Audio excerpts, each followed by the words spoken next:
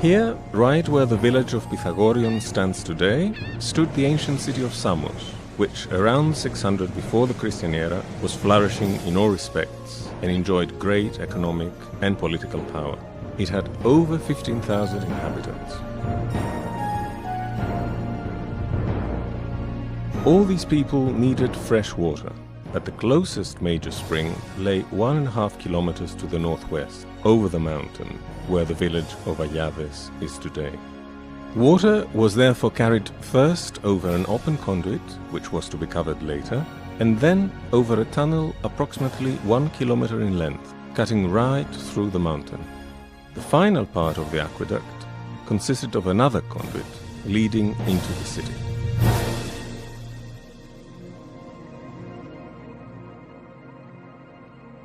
See how deep within the mountain, a whole 180 meters, the horizontal tunnel runs. Doesn't it look just like a totally modern project?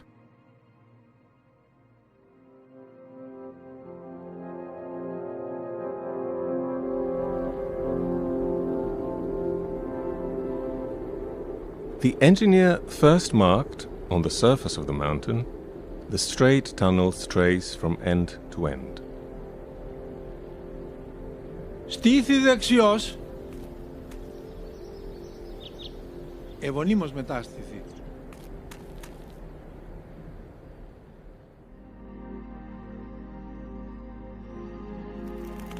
Eupalinos begs Hera, goddess protectress of Samos, Pluto, god of the earth's depths, and Hephaestus, god of technology, for their help in this bold venture.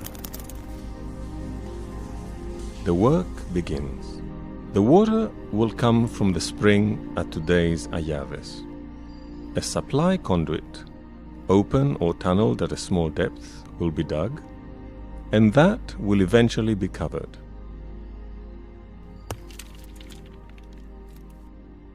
It will finally reach the northern entrance of the tunnel.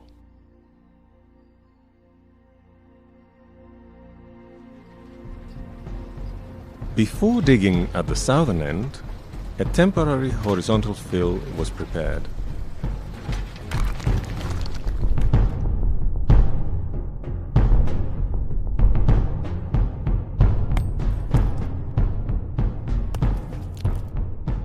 The digging of the tunnel began from both ends. Herodotus calls it amphistomon origmon, a double-mouthed tunnel.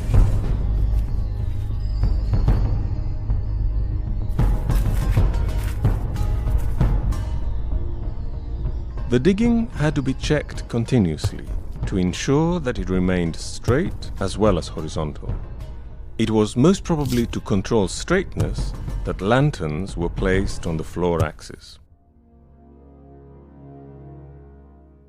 The absolute straightness of the dig was constantly monitored with a simple diopter. The poles on the slope showed the straight line that the tunnel axis should follow. And the chorovatis, using a water level, continuously checked the tunnel floor for levelness.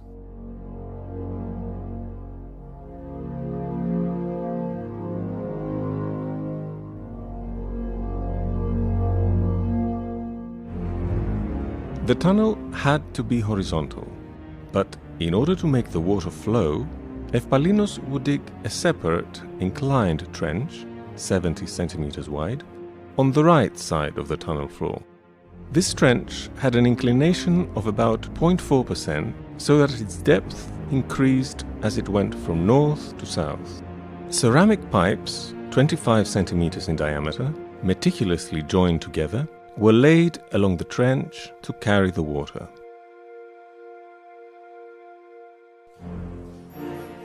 The digging of the tunnel proceeded from both sides.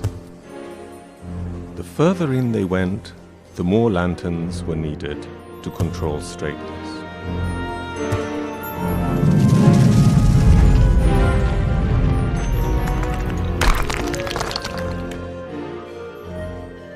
Wherever the ceiling of the tunnel appeared unstable, Eupalinos lined it with hewn slabs of stone, slightly curved, which, when joined, formed a vault.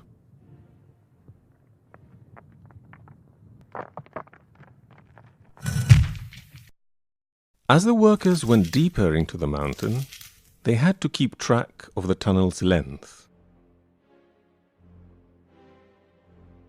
Eupalinos instructed them to mark the tunnel wall at every 10 ories or fathoms with one of the Greek numerals for the tens, iota, kappa, lambda, and so on.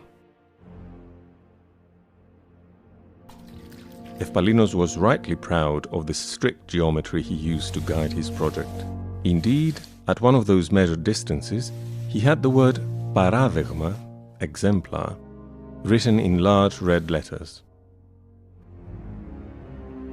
He may have had in mind his exemplary calculations about the length of the tunnel, as well as its possible deviations.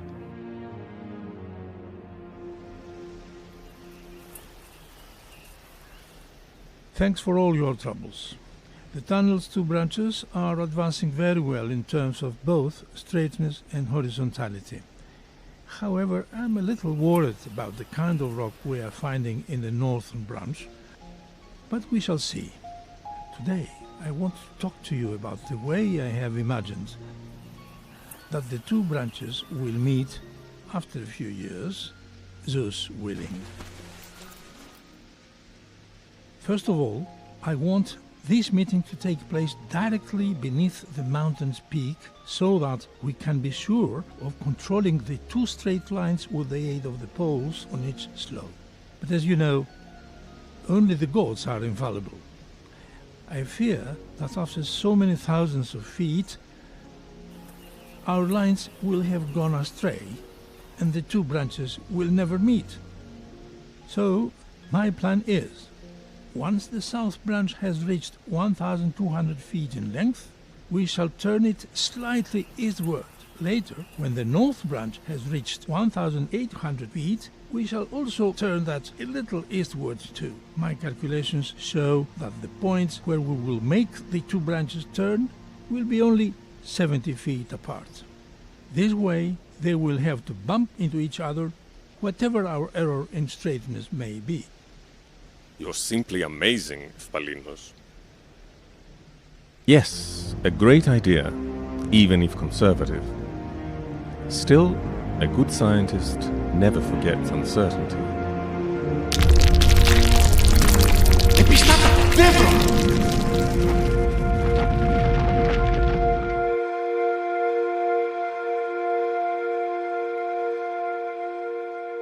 My fears about the rock here in the north branch have come true. We shall have to turn the tunnel to the west in order to go against the slant of the rock. I have used geometry to calculate the extra length this temporary deviation will add. I reckon 70 feet.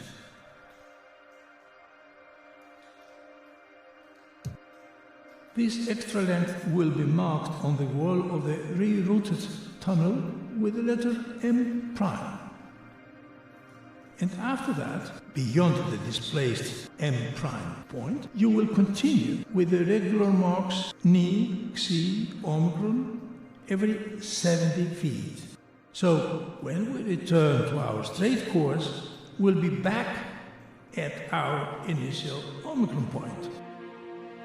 So they turn to the right. After a while, it gets darker and more lanterns are used.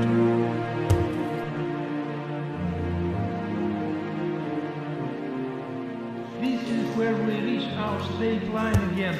Throw an Omicron on the wall.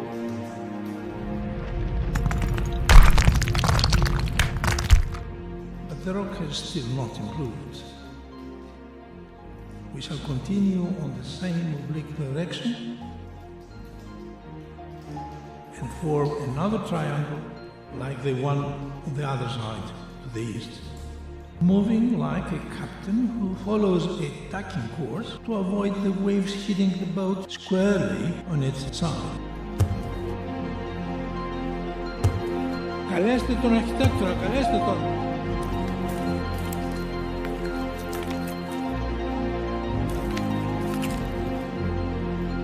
Now we are going well.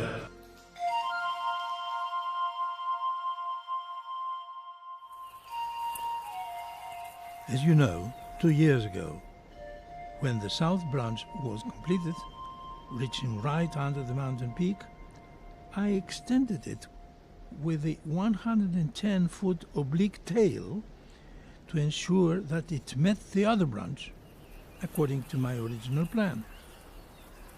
Here is a detail from the tablet I showed you some time ago. Remember?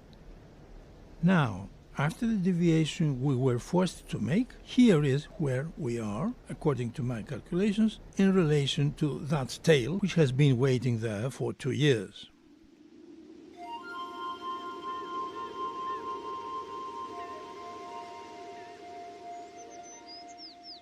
Total length 3,500 feet. North branch 1,770 feet. South branch 1,470 feet. North and south together, to this day, 3,240 feet. Difference from the overall length, 260 feet. So, now we can proceed in parallel to the original straight line and start a 4 in 10 turn. Take heart, guys, we're getting there. Now I want us to make a 1 in 1 turn to the right again. Dig 70 feet and then go straight again. I promise you another 70 feet and we'll break through. Courage, ye sons of the Telchians.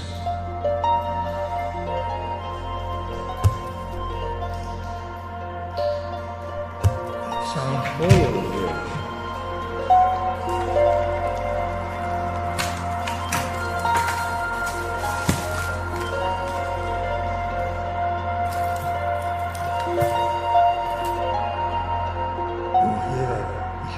Wondrous goddess.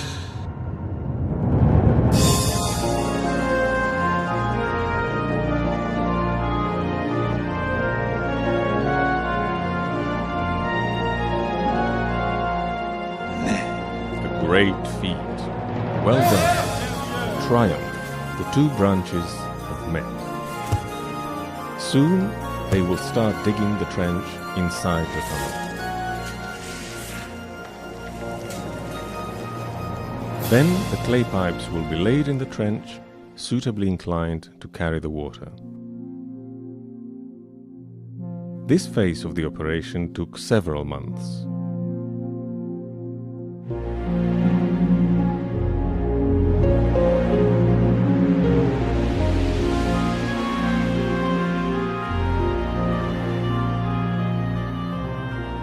But the water finally reached Samos. Thanks to mathematics and thanks to money, the fountains of Samos had plenty of running water.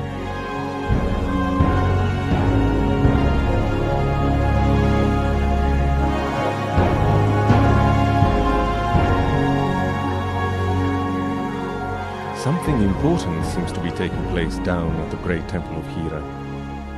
The people acknowledge the invaluable contribution of Eupalinos. The great engineer is rightly celebrated. A few years later, Herodotus would rightly say with admiration that the Samians had built the most important technical project in all of Greece.